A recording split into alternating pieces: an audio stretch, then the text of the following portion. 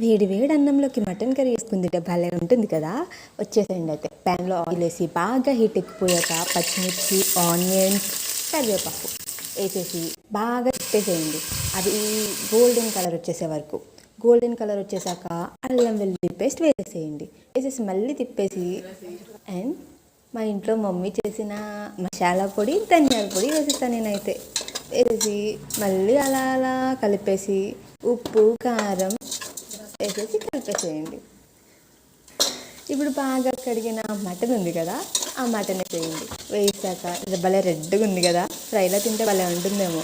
సర్లే మనమైతే వాటర్ వేసేసాం. వాటర్ వేసేసి మళ్ళీ మూత పెట్టేసి ప్రెషర్ కుక్కర్లో ఒక 5-6 విజిల్స్ వచ్చే వరకు ఉంచేయండి. మటన్ బాగా మెత్తగా అయిపోయిందా, మెత్తగా అయిపోతే ఇంకా మనం తినడానికి రెడీ అయిపోయినట్టే ఉందండి.